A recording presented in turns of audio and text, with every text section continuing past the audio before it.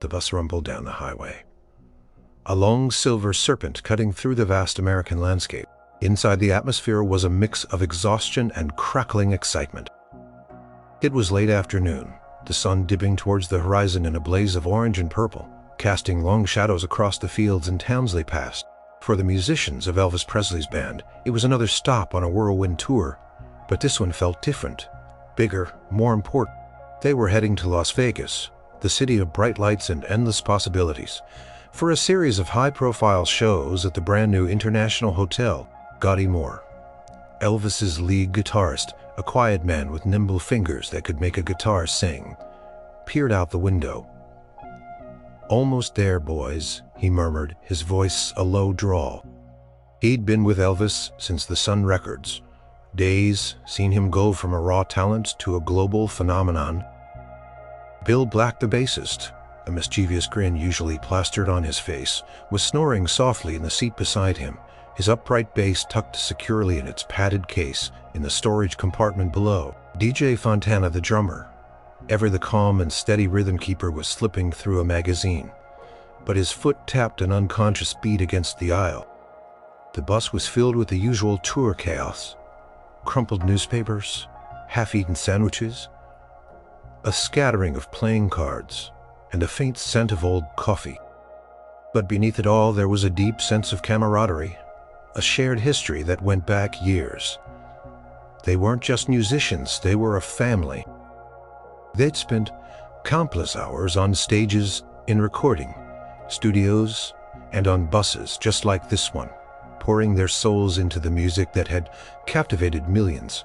"Think Elvis will get there before us," Bill mumbled, stirring awake, running a hand through his perpetually messy hair. "Nah, he always takes his time," Scotty chuckled. "He'll probably fly in tonight after we're all settled. Wants to make sure everything's perfect for us." That was Elvis, always thinking of his band, his boys. He might be the king, idolized by millions, but to them, he was just Elvis. A friend, a boss, a brother. He was incredibly generous. Famously so, always making sure they were comfortable, well-fed, and well-paid. That's why they loved playing with him. It wasn't just the music, it was the respect he showed them. As the bus began to slow, the distinctive glow of the Vegas Strip started to appear on the horizon. A shimmering mirage of neon and flashing lights. The excitement in the bus ramped up. Conversations grew louder. Laughter echoed. "All right, boys, final approach," the bus driver called out, his voice booming. "International Hotel, here we come." The International Hotel was a towering monument of glass and steel, gleaming under the setting sun. It was grand, opulent, and intimidating. A small crowd of fans had already gathered outside, hoping to catch a glimpse of Elvis, but they scattered slightly as the large bus pulled up to the service entrance. "Check in first, then maybe some grub," DJ suggested, stretching his long limbs. "Sounds good to me," Bill agreed, hoisting his duffel bag from the overhead rack. "I could eat a horse." They filed off the bus, tired but energized by the grandeur of their destination. Their road manager, a genial man named Fred, was already waiting for them, holding a stack of keycards. "All right, fellas, straight to the front desk. Rooms are all set. Just need to finalize things. Elvis will be here later tonight." They grabbed their smaller bags, leaving the bulk of their equipment for the hotel staff to handle, and headed for the opulent lobby. Marble floors gleamed under crystal chandeliers, and the air hummed with the quiet buzz of 1,000 conversations. Bellhops in crisp uniforms glided silently, pushing carts laden with luggage. It was a world of luxury they had grown accustomed to but never took for granted. As they approached the massive, polished mahogany check-in desk, they noticed a man standing behind it. Not a regular clerk, but someone who looked important. He was impeccably dressed in a dark suit, his silver hair slicked back, and a rather stern expression on his face. He looked like he owned the place. This must be the hotel manager. "Good evening, gentlemen," Fred said, stepping forward with a polite smile. "We're with Mr. Presley's band. We have a block of rooms reserved under Presley Productions." He handed over a printout. The manager barely glanced at the paper. His eyes, cool and dismissive, swept over the musician. Scotty, Bill, and DJ were dressed casually, as most musicians would be after a long bus ride. Jeans, comfortable shirts, jacket. They weren't exactly in their performance attire, but they were clean and respectful. "Presley Productions, you say?" the manager said, his voice flat, his gaze lingering on Bill's slightly rumpled shirt. "And you are the musicians?" There was a faint, almost imperceptible curl to his lip, a hint of disdain that made Scotty's hackles rise. This wasn't the usual warm welcome they received. This was something else entirely. The air in the grand lobby, usually so welcoming and luxurious, suddenly felt cold. The manager, a Mr. Silas, according to the small polished nameplate on his desk, didn't extend his hand or offer a polite greeting. His eyes, like chips of ice, simply swept over the band members. "That's right, sir," Fred, ever the professional, responded, trying to keep the polite smile pasted on his face. "This is Scotty Moore, Bill Black, and DJ Fontana, along with our vocalist and other musicians. We've been traveling all day. We're eager to get settled." Mr. Silas finally deigned to pick up the reservation sheet. He held it with 2 fingers as if it were contaminated. "Ah, yes, the musicians. I see the booking, rather a large contingent for mere backing performers. Wouldn't you say?" He paused, letting the implication hang in the air. "We typically reserve our premium accommodations for our more esteemed guests." Scotty felt a slow burn start in his chest. "Mr. Silas," he said, his voice low but firm, "we are Mr. Presley's band. We've played with him for years. We're not mere backing performers. We're an integral part of the show." Mr. Silas raised an eyebrow, a dismissive gesture that spoke volumes. "Indeed, I'm sure you are. Nevertheless, the prime suites are, as I said, reserved for those of significant stature. Mr. Presley himself, of course, has the precedence. Mr. Silas, our contract clearly states that the entire entourage, including the band, is to be afforded 5-star accommodations. These rooms were specifically booked weeks ago." Contracts, Mr. Silas sighed dramatically, tapping a manicured finger on the desk. "We have other guests, you understand. Bill Black, usually good-natured, bristled. Our attire. We just got off a bus, mister. We've been on the road for 12 hours. What do you expect, tuxedos?" Mr. Silas's gaze hardened. "I expect professionalism, young man, and a certain level of decorum. Now, your rooms are on the lower floors, away from the main guest traffic. They are perfectly adequate." "Lower floors?" DJ Fontana finally spoke up, his calm demeanor cracking slightly. "We were told we'd be on the same floor as Elvis, or at least close by, for rehearsals for quick calls." "Logistics are not my concern," Mr. Silas interrupted smoothly. "Customer satisfaction is, and ensuring our paying guests have a serene experience, undisturbed by late-night musical revelry. Now, if you'll simply sign here and here for your new room assignments." Fred looked utterly defeated. He knew arguing with a manager like this was often fruitless, especially when the manager felt he had the upper hand. "Mr. Silas, this is unacceptable. We will have to inform Mr. Presley." "By all means," Mr. Silas scoffed, waving a dismissive hand. "Inform him. I am simply following hotel policy. Now, are you checking in, or are you going to continue to loiter and disrupt our other guests?" The band members exchanged frustrated glances. They were tired, hungry, and now deeply disrespected. It wasn't just about the rooms. It was the patronizing tone, the implication that they were somehow lesser, not worthy of the hotel's attention simply because they weren't Elvis himself. They were used to being treated with respect, even admiration, by hotel staff, eager to please Elvis and his entourage. This was a new, ugly experience. "Fine," Fred snapped, snatching the pen and scribbling his signature on the forms, his jaw tight. "Just give us the keys. We'll sort this out later." Mr. Silas smiled a thin, triumphant curl of his lips.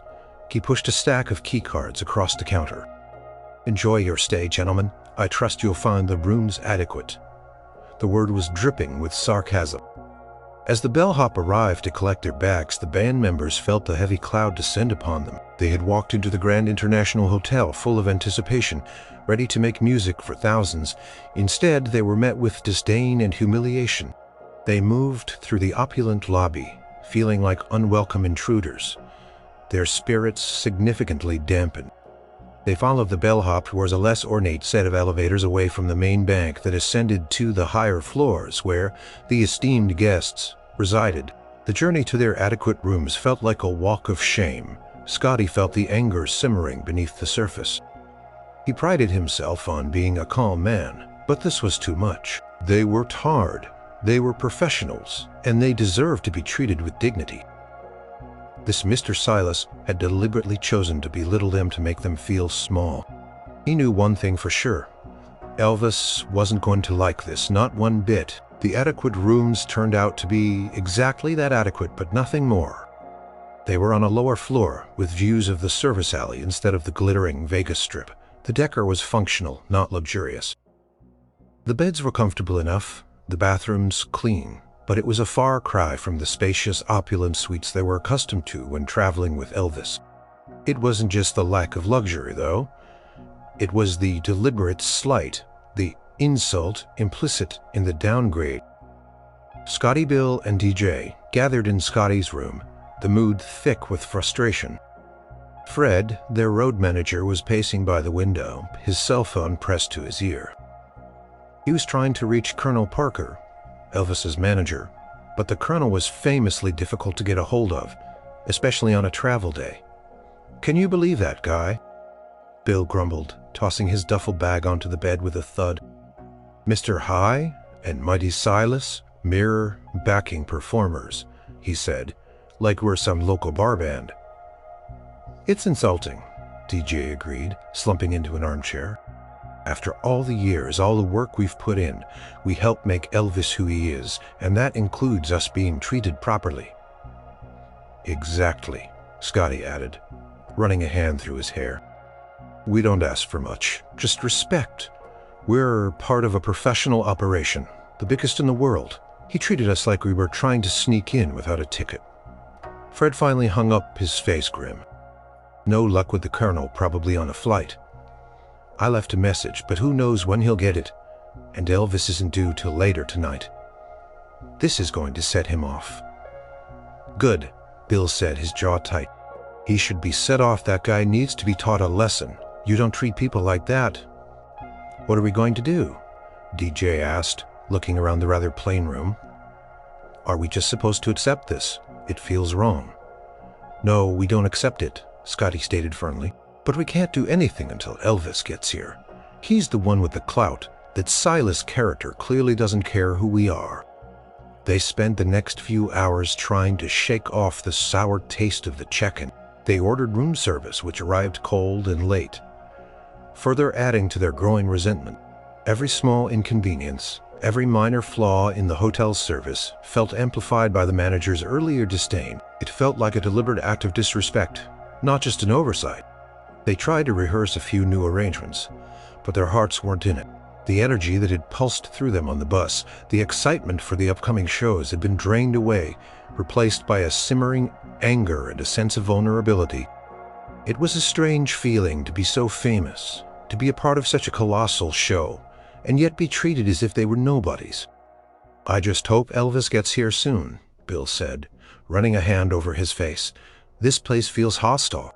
As dusk settled over Las Vegas, painting the sky in fiery hues, the neon lights of the Strip began to flicker to life, turning the city into a sparkling wonderland. From their lower floor, the band members could only glimpse parts of it, the tops of buildings, the faint glow of distant signs. It was a stark reminder of the divide Mr. Silas had so eagerly created between them and the esteemed guests. Around 8 o'clock, the phone in Scotty's room rang. It was Fred. "Good news, boys," he said, a note of relief in his voice. "Elvis's plane just landed. He'll be at the hotel within the hour. I'll meet him in the lobby and brief him before he even steps foot in here." A collective sigh of relief went through the room. Finally, the king was coming, and when the king arrived, things had a way of changing. They knew Elvis had a temper, a fiery passion that usually manifested in his music. But they also knew he was fiercely loyal to his friends, to his family, and especially to his band. He wouldn't stand for this. "Let's go down to the lobby," Scotty suggested, feeling a surge of renewed hope. "We should be there to greet him, and maybe we can finally get some answers and some respect." They tidied themselves up as best they could, trying to look presentable despite their weariness. As they made their way through the less trafficked corridors to the main lobby, they could feel the difference in atmosphere. The higher floors were quieter, emptier. The main lobby, however, was starting to buzz with anticipation. A few more fans had gathered, their faces pressed against the glass cameras at the ready. Mr. Silas was still at the front desk, looking smug, seemingly oblivious to the storm brewing. He straightened his tie, his posture rigid, clearly enjoying the sense of power he exuded. Suddenly a ripple went through the crowd, a murmur, and then a cheer. The double doors swung open, and into the opulent lobby stepped Elvis Presley. He was even more handsome in person, radiating charisma, dressed in a custom-tailored suit, his hair perfectly coiffed. He moved with a graceful confidence, a genuine smile on his face, as he waved to the few fans who had managed to get a glimpse of him. But as he scanned the lobby, his smile faltered. His eyes landed on his band members, and he immediately sensed their unease, their exhaustion, the subtle slump in their shoulders. He saw the way Fred was nervously wringing his hands, looking towards Mr. Silas with a worried frown. The warmth in Elvis's eyes began to dim, replaced by a stillness and unnerving calm. He knew something was wrong, and he was about to find out exactly what. The lobby erupted into a low hum of excitement as Elvis made his entrance. Flashbulbs popped from outside the hotel, even through the thick glass. He walked with that familiar swagger, his smile wide, waving a hand in acknowledgement of the adoring glances thrown his way. For a moment, the tension in the band eased. Just by his presence, he was like a force of nature, radiating energy and charm. But as he drew closer, his sharp eyes took in the scene. The worried faces of Scotty, Bill, and DJ. The strained look on Fred's face, and the smug, self-satisfied air of Mr. Silas behind the check-in desk. Elvis's smile slowly faded, replaced by a growing stillness. His eyes, usually so warm and expressive, became guarded, almost unreadable. He greeted Fred first, a quick, quiet word. Fred immediately leaned in, speaking in hushed, urgent tones, gesturing subtly towards Mr. Silas, and then down towards the lower floors. As Fred spoke, Elvis's jaw tightened almost imperceptibly. His gaze flickered from Fred to his band members, then to the imperious hotel manager. The warmth that had filled his eyes when he entered the lobby completely vanished. Cold, hard glint replaced it, a subtle shift that sent a shiver down Scotty's spine. This was the king. They rarely saw the one who carried the weight of his empire with a quiet, unyielding strength. When Fred finished, Elvis simply nodded, his face a mask of control. He didn't speak. He didn't raise his voice. He didn't even clench his fists. But the air around him grew heavy, charged with an unspoken command. He looked at Scotty, Bill, and DJ. He didn't need words. They saw the understanding in his eyes, the silent promise of protect. "Elvis," Scotty began hesitantly, feeling a lump in his throat. "We're sorry. It's just that." Elvis raised a hand, stopping him. His voice, when it came, was low, almost a whisper, but it cut through the hum of the lobby like a finely sharpened blade. "Boys," he said. And the word held a world of meaning, concern, apology, and a steel-hard resolve. "Go on up to my suite. Get comfortable. Fred will show you the way." He gestured towards the main bank of elevators, the ones leading to the high floors, the premium suites. The band members exchanged surprised glances. They knew he was saying, "You deserve the best. You're coming with me." It was an immediate, unspoken rebuke to Mr. Silas's earlier actions, but Elvis, Your suite is for Bill started, still unsure. It's big enough, Elvis interrupted, his eyes briefly flicking towards Mr. Silas, a gaze so intense it seemed to bore holes into the manager's carefully constructed composure. And your family. Family sticks together. He then turned his full attention back to Fred. Fred, please see to it that their luggage is immediately transferred to my floor. All of it. Fred, understanding the unspoken command, nodded briskly.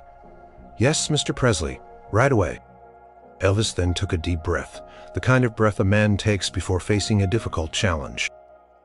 He adjusted the cuff of his jacket, his movements slow and deliberate. His gaze returned to Mr. Silas, unwavering. Mr. Silas, who had been watching the interaction with a smug curiosity, suddenly straightened, a flicker of apprehension in his eyes. He must have finally realized the magnitude of his mistake. He had treated the king's family with contempt, and the king was now standing before him, radiating an aura of quiet, formidable power. Elvis didn't storm up to the desk. He didn't shout. He didn't even raise his voice above a calm, controlled tone. He simply walked slowly, deliberately towards the front desk. Every step was measured, every movement precise. The lobby, which had been buzzing, gradually fell silent. People sensed the shift in atmosphere. Even the most hardened bellhops seemed to hold their breath. He stopped directly in front of Mr. Silas, looking down at him. There was no warmth in his eyes, no trace of the charming, playful Elvis the world knew. His face was perfectly still, his expression utterly neutral. This was not anger in the usual sense.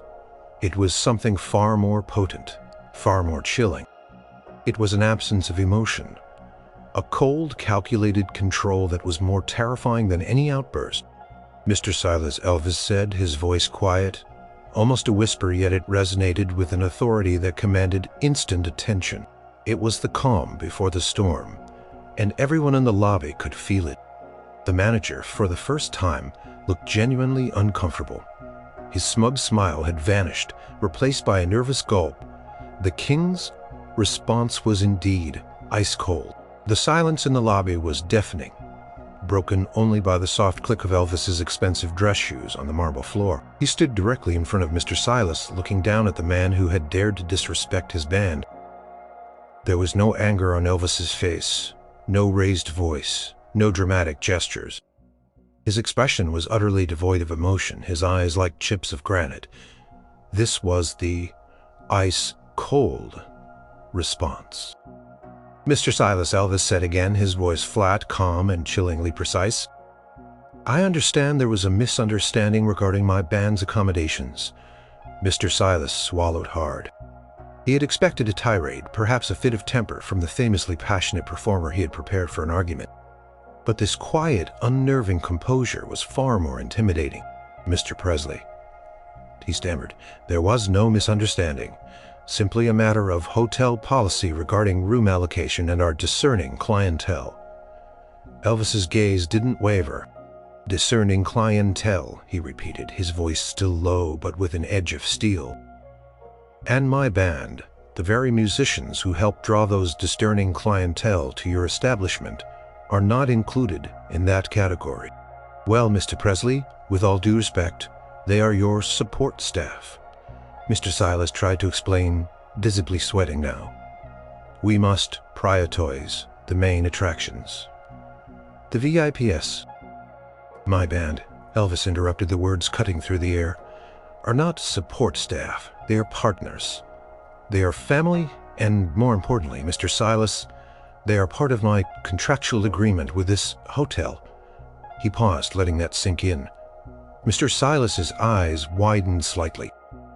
My contract, Elvis continued, his voice still perfectly controlled, states that my entire touring party is to be provided with first-class accommodations, not adequate rooms on the lower floors, not rooms befitting the stairless alleys, but rooms befitting the stature of guests.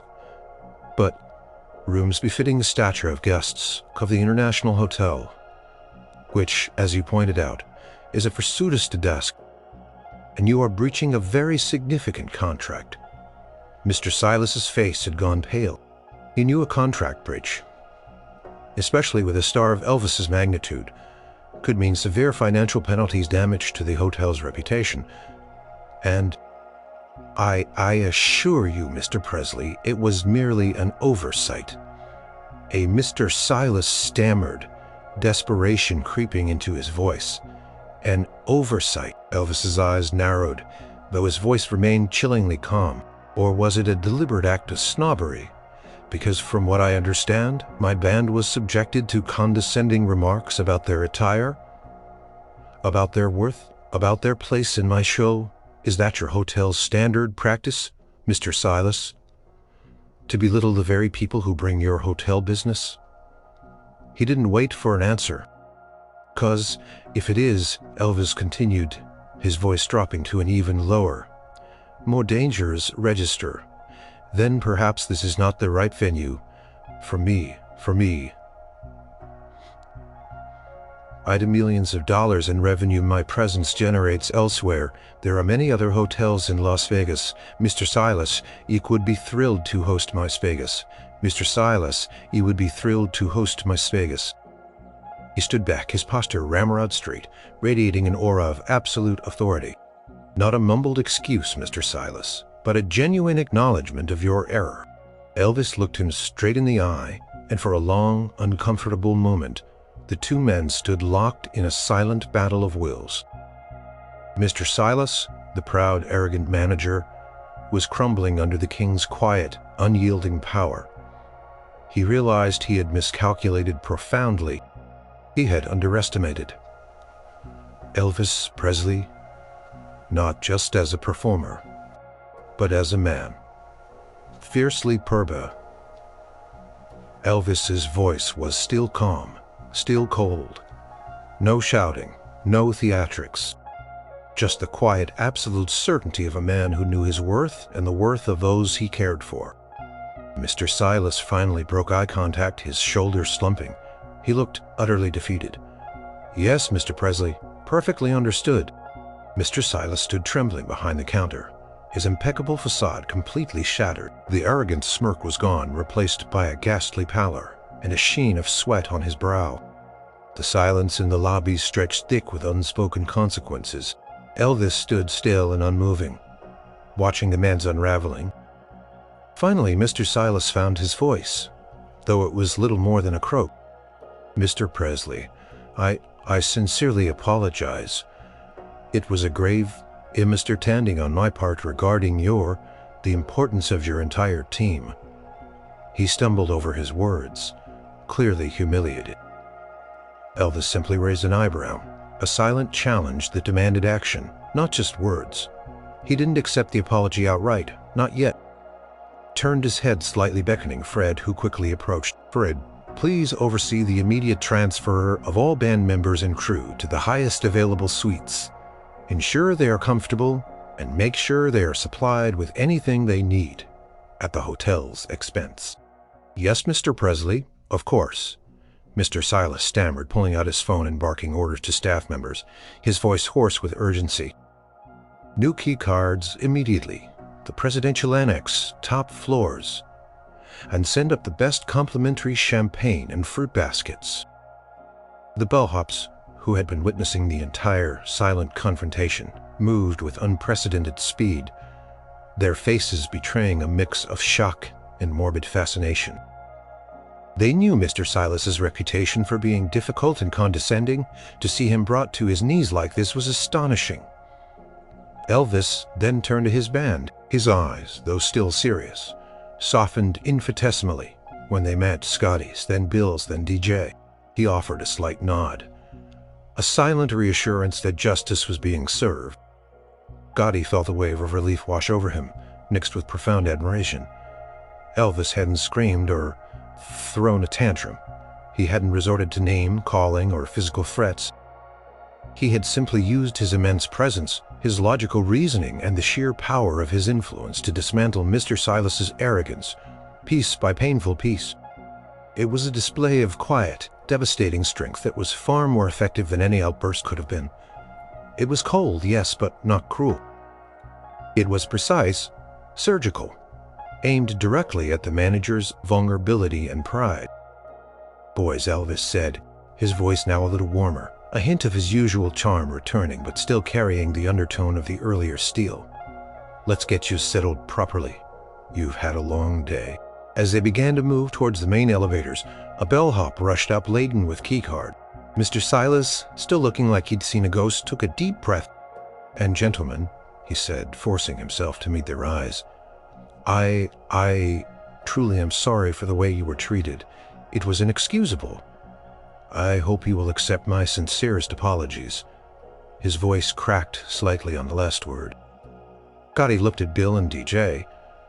They saw the sincerity born of sheer terror of consequences in the manager's eyes. It wasn't the kind of apology they would have initially sought, but it was an apology nonetheless, and it was public. "Thank you, Mr. Silas," Scotty replied, his voice neutral. He knew Elvis wouldn't want them to gloat. As they ascended in the elevator, leaving the flustered Mr. Silas and the stunned hotel staff behind, the tension began to melt away. The bellhop, a young man who looked barely out of his teens, kept glancing at them wide-eyed. "Wow," he whispered, as if he couldn't hold it in any longer. "I've never seen anyone stand up to Mr. Silas like that. He's usually awful to everyone." Bill chuckled, the first genuine laugh from him in hours. "Yeah, well, he picked the wrong band to mess with today." When they stepped out onto the executive floor, the difference was immediate. Carpets were thicker, the lighting softer, the air filled with the scent of fresh flowers. Fred was already there, directing the transfer of their luggage to truly luxurious suites. Elvis had waited for them, leaning against the doorframe of a magnificent suite, his own temporary home. He watched them with a quiet satisfaction as they took in their new surroundings. "This is more like it," he said, a genuine smile finally gracing his lips. "You fellas deserve the best always." He then ushered them into his own vast suite, which boasted panoramic views of the entire Las Vegas Strip. "Come on in, boys. We've got a lot to talk about. And I think we all could use a good hot meal in the house, of course." The anger and frustration from earlier began to dissipate, replaced by a profound sense of gratitude and loyalty. Elvis hadn't just gotten them better rooms. He had publicly defended their honor, demonstrated their worth, and shown them, yet again, that he would always stand up for his family. The ice-cold response to Mr. Silas had melted into a warm, protective embrace for his band. The magnificent suite, with its sprawling living area, multiple bedrooms, and floor-to-ceiling windows offering a breathtaking view of the sparkling Las Vegas Strip, felt like a haven. Elvis ushered his band members inside, his earlier, ice-cold demeanor now completely gone, replaced by a warmth that seemed to radiate from him. "All right, make yourselves at home," Elvis said, gesturing expansively. "Kick off your shoes. Relax. I've already ordered us a feast from the best kitchen in this place. Anything you want. It's coming." Scotty, Bill, and DJ sank into plush sofas, feeling the tension finally drain from their bodies. They watched as Elvis moved around the suite, personally checking on them, making sure they had everything they needed. He looked less like a global superstar and more like a concerned older brother. Means a lot to hear you say that. "It's the truth," Elvis insisted, his gaze direct. "And that, Mr. Silas, he's going to learn that you represent me, and by extension you are treated with the same respect I expect from myself. Less than that is unacceptable." He walked over to a wet bar and poured them all some ice water. "How about we forget about that character for a while? Tonight we're going to unwind. We're going to eat some good food, maybe play some cards, and just relax. No talk of shows or rehearsals until tomorrow." Just then a team of bellhops arrived, pushing trolleys laden with food, plates piled high with prime steaks, roasted vegetables, fresh bread, and an array of desserts, bottles of expensive champagne nestled in ice buckets. It was a feast fit for royalty, and Elvis insisted that his band be served first. As they ate, the initial stiffness began to dissolve. Elvis regaled them with stories from his latest film set, making them laugh with impressions of difficult actors and clumsy moments. He listened intently when they talked about their journey, about their families back home, about their hopes for the tour. He asked Scotty about his new guitar, quizzed a DJ on a tricky drum solo, and bantered playfully with Bill about his latest fishing exploits. It was a familiar, comforting dynamic, one they cherished. "You know," DJ mused, halfway through a delicious steak, "I've never seen you get so quiet like that, Elvis, with Silas. It was almost scarier than you yelling." Elvis took a sip of water. "Well, some folks, they don't respond to yelling," he said, a thoughtful look on his face. "They just dig in their heels, but you hit 'em where it hurts. With what they truly value, in his case, it's prestige and money, and you do it with a calm voice that just unsettles them even more. Makes them think you're absolutely sure of your next move. No emotion to cloud the judgment. It was like watching a master strategist at work." Scotty observed. He didn't know what hit him. He needed to understand the gravity of his actions, Elvis said, his gaze hardening briefly. "You fellas, you're more than just my band. You're my partners. My brothers. We've been through so much together. I'd walk through fire for any of you, and I expect anyone associated with me to treat you with the same respect. Period." The sincerity in his voice was palpable. It wasn't just words. It was a deep-seated belief. This was the heartwarming part, the core of Elvis's loyalty.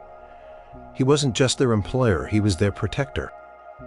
"You know," Elvis Bill said, leaning back, a contented smile on his face, "we appreciate it more than you know. After that whole mess, we were feeling pretty low, but seeing you stand up for us, that means everything. It means you picked the right boss, fellas."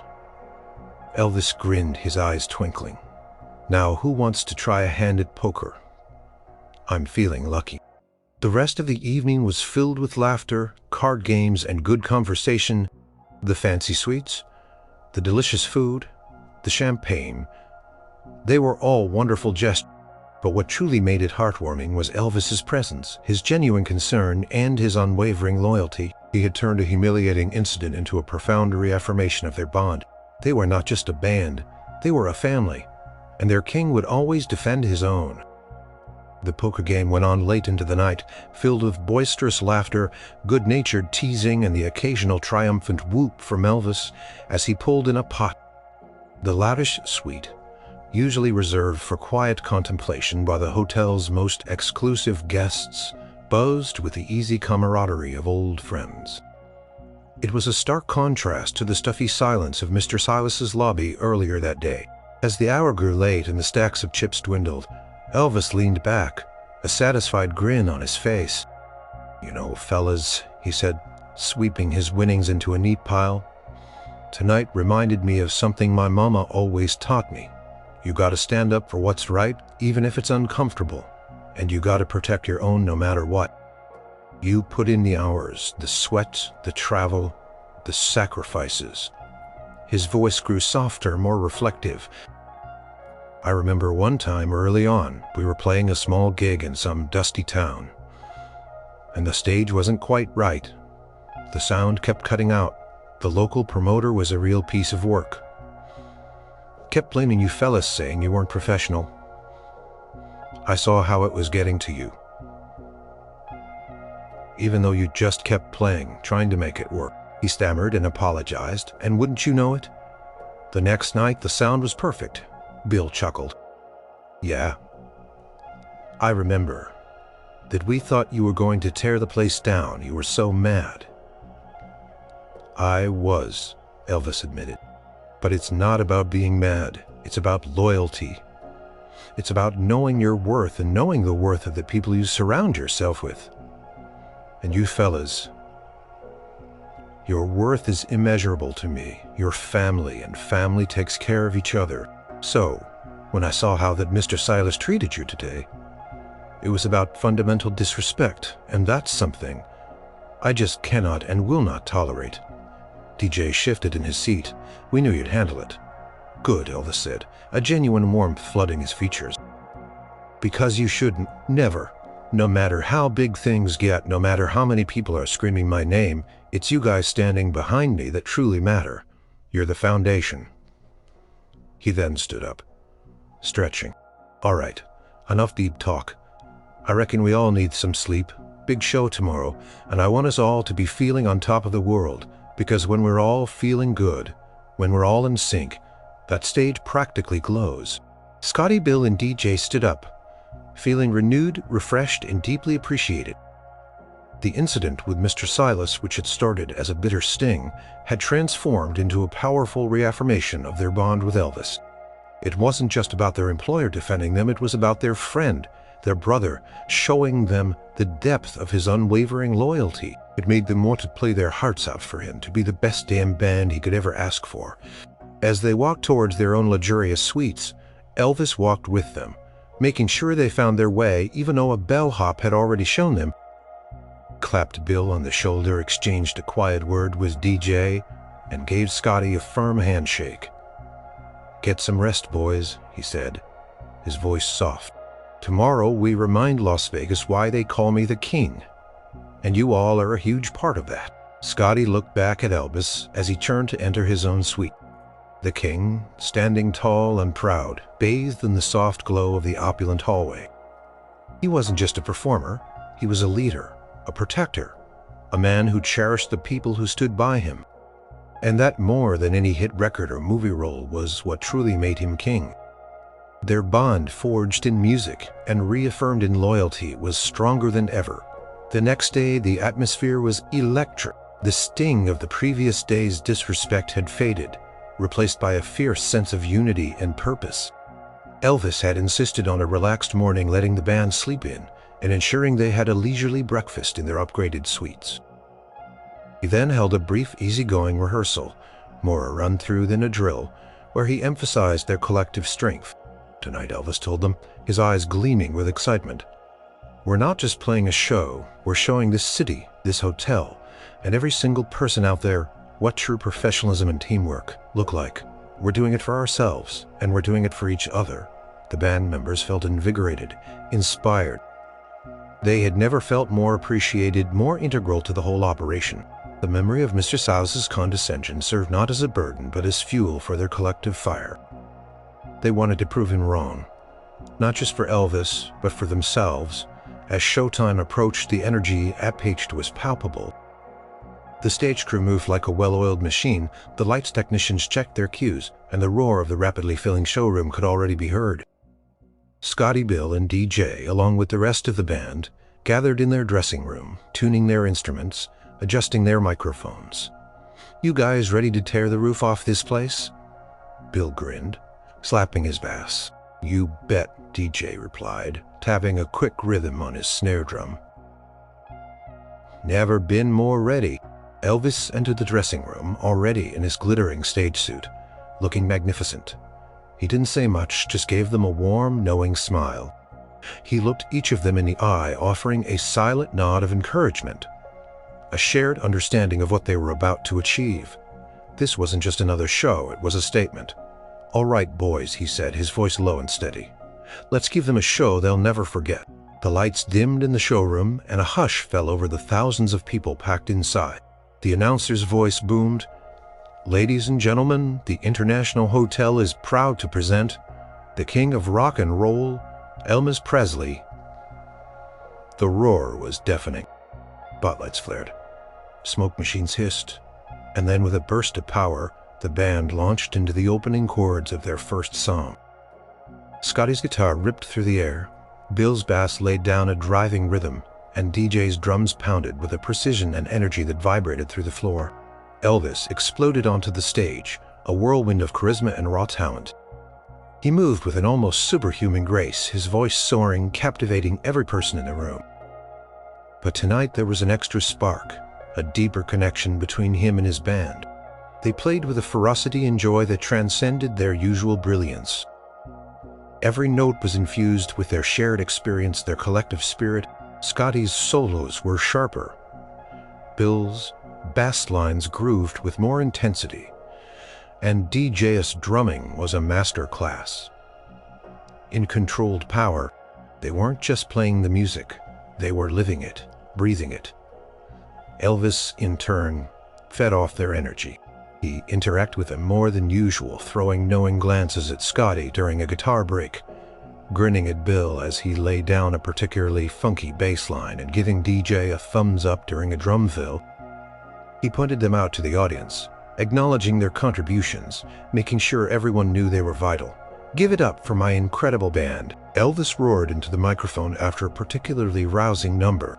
The audience swept up in the magic, cheered wildly for the musicians who brought the King's sound to life through the show. The band felt a sense of liberation. The earlier injustice had only solidified their resolve, their loyalty to Elvis, and their passion for the music. They weren't mere backing performers. They were the heart and soul of the show. And tonight, they proved it with every single note. As the concert reached its thunderous climax, with Elvis belting out his greatest hits and the band playing with every fiber of their being, the audience was on its feet, roaring its approval. It was more than just a successful concert. It was a triumphant declaration. They had been disrespected, but they had risen above it, fueled by the unwavering loyalty of their king. When the final chords faded and the applause seemed to shake the very foundations of the International Hotel, Elvis stood center stage, bathed in sweat and glory. He took a deep bow, then turned and gestured emphatically to his band, urging them to share in the ovation.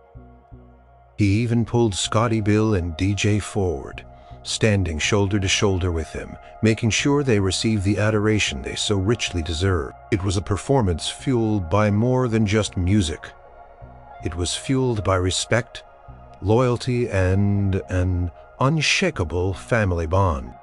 The morning after the triumphant concert, the atmosphere at the International Hotel was noticeably different. The air, which had felt so stiff and unwelcoming just 2 days prior, now practically hummed with deference. Hotel staff were exceptionally polite, almost overly so, to every member of Elvis's entourage, especially the band.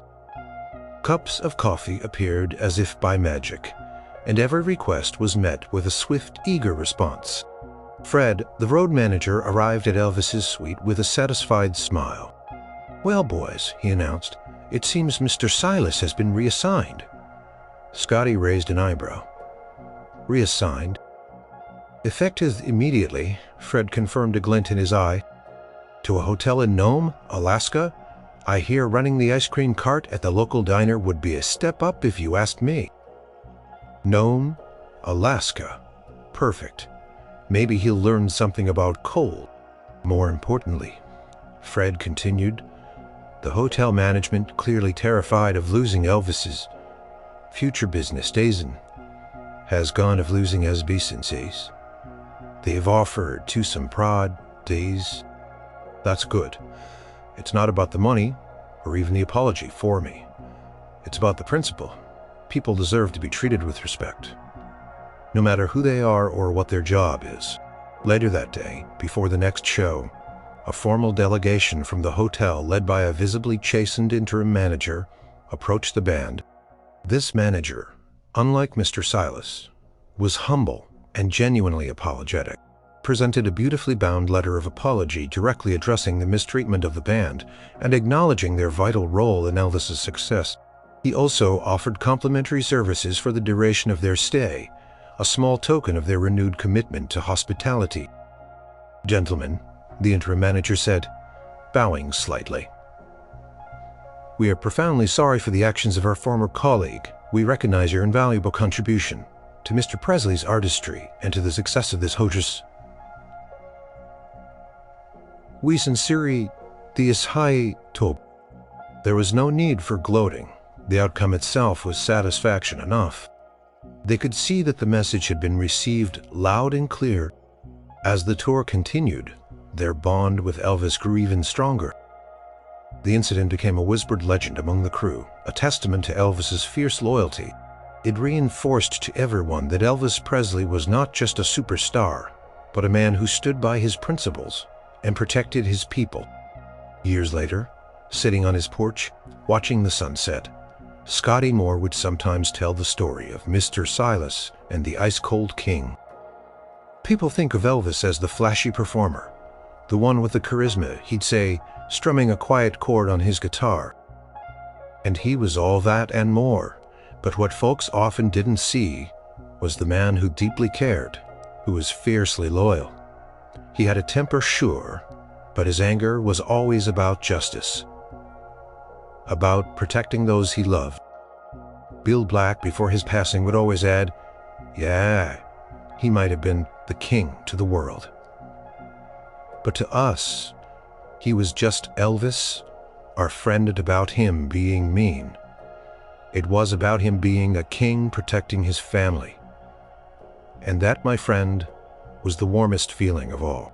The International Hotel incident became a powerful, enduring reminder for the band and for countless others in the industry, treating everyone with dignity, regardless of their perceived status. It was not just good manners, it was good business. And for the king, loyalty wasn't just a word. It was a way of life, a deep, unwavering commitment that warmed the hearts of those who stood by his side, could ultimately lead to the most heartwarming of resolutions